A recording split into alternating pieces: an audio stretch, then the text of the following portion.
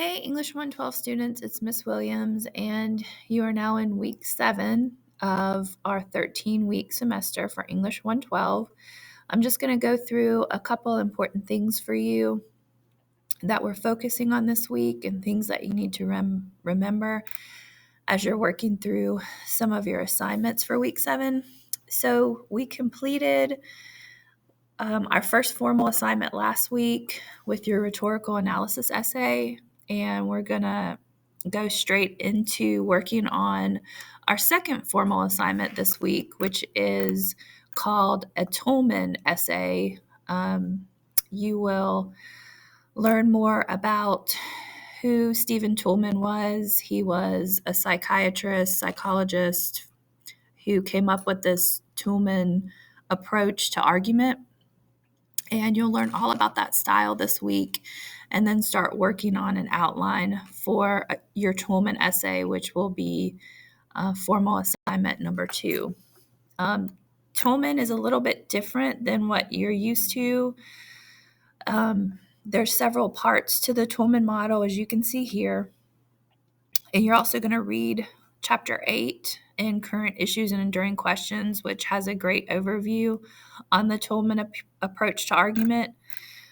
And then you'll read a little bit more about Tolman in this part of your assignments, as well as watch a short video where the method is not only described with the different parts here, there are 6 different parts, but the person in the video takes you through analyzing a real topic with the different parts, so that's helpful. I would recommend you watching this before you start working on your outline.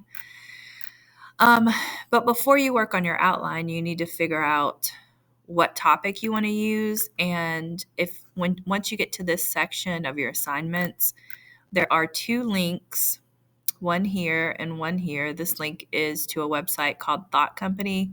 This one is called Allocation. They both have a ton of great topic ideas on them so that you can pick a topic that you're interested in. You need something that is current and something that not only interests you, but something that you can actually use this model for.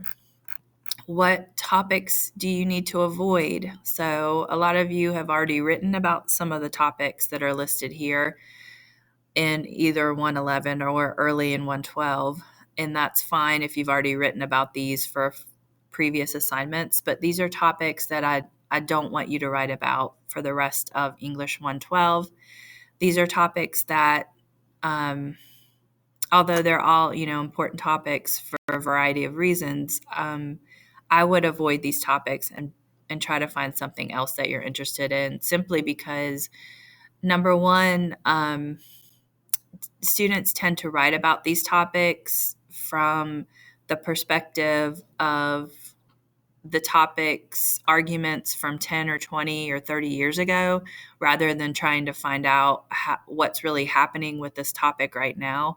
So, for example, abortion, usually when students write about abortion, they write about, whether they agree with it or whether they don't agree with it, which is a paper that's been written literally millions of times in writing classes across the country since abortion became legal in the 1970s.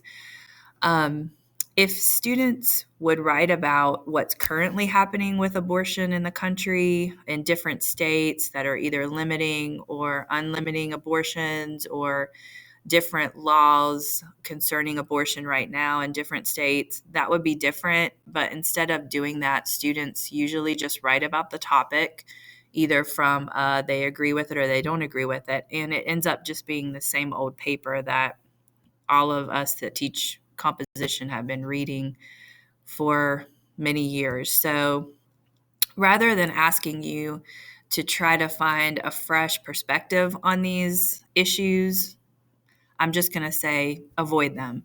Abortion, gun control, global warming and climate change, which a lot of you have already written about. The question of marijuana being legalized, should college athletes be paid, and then the death penalty. These are just topics that, like I said, I've read the same essay about all of these topics many times over the years. So I'm just going to challenge you to find something else to write about. And there are so many other things out there that you can write about that could potentially be issues that are important to you. So if you look at, for example, I tell you there's 2 links here you can find a topic from. If you click on this link for allocation, the great thing about this website is they divide the topics up into different subjects. So if you scroll through, you'll see they group the first subjects here: obesity, dieting, and food. So if you're interested in any of those subjects, there's a ton of different topics here that specifically relate to food and dieting. And then if you keep scrolling, if you are somebody who would have written about climate change and you're interested in the environment, then there are a ton of other topics here that are more specific than just climate change that you could write about.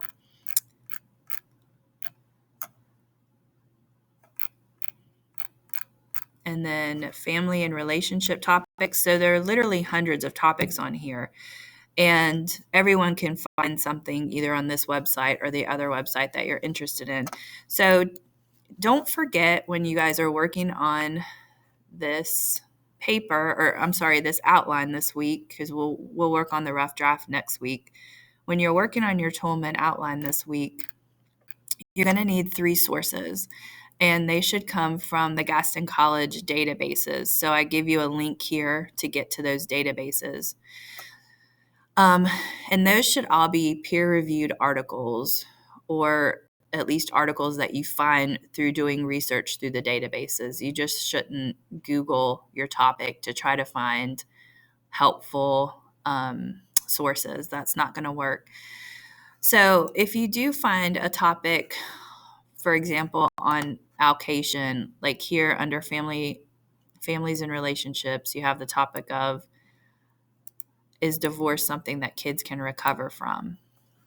So if I'm on the Gaston College databases, and that link that I provided to you will bring you to this page where you can search either the Gaston College catalog of what they have in the library, or over here you can search the databases that literally offer thousands and thousands of articles that you can access about your topic.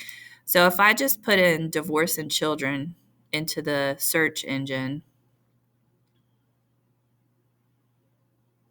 it's going to pull up, look, it's almost 100,000 results for that topic. I can go over here to the left and limit that based on what I really need. So I need full text online that I can access. I need it to be scholarly and peer reviewed. So I can do magazine articles. I can do journal articles. I don't really care about book reviews, but that still brings me to a ton of different sources. And remember, you only need 3. So for example, here, the long reach of divorce and child well-being across 3 generations. So that might be an article I can use. I could click on that, download it if I wanted to do that, or just read it here in the databases. And then if it's something I can use, I'll download it.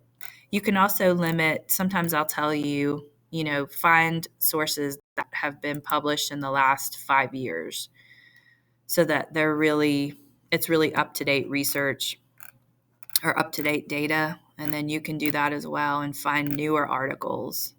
Do children carry the weight of divorce? So I would click on this, and that's probably something I would be able to use. So rather than just go to Google and copy and paste your topic into Google and start researching that way, you really need to utilize the Gaston College Library databases. If you have a good topic that you found from one of these websites, then you can find there's there's no doubt that you can find three different sources on that specific topic. So you've got three different discussion board assignments this week. The first one is you're reading about Toulmin and watching the video and taking some notes. The second one is telling me and your peers what topic you've chosen after you look at the topic websites and done a little bit of research and what you might want to write about. And then the third one is your outline, and there's a sample outline attached this week with your assignment. So make sure you follow that sample outline. And again, some of you lost points for formal assignment 1 because with your outline you didn't include quotes from the essay you were analyzing. You've actually got to have 3 sources, like I said earlier, for this particular assignment. So for your outline, you would need textual evidence from all 3 sources in your outline. And if you don't have that in your outline, then it'll earn a 0. So just keep that in mind. Don't post an outline into this discussion board that's due Sunday that doesn't have textual support from all 3 sources, or you will get a 0. So as you're working on your outline or anything to do with assignments this week, let me know if you need help. Reach out and ask questions, and I'll be happy to help you. And I'll talk to you guys later. Have a good week.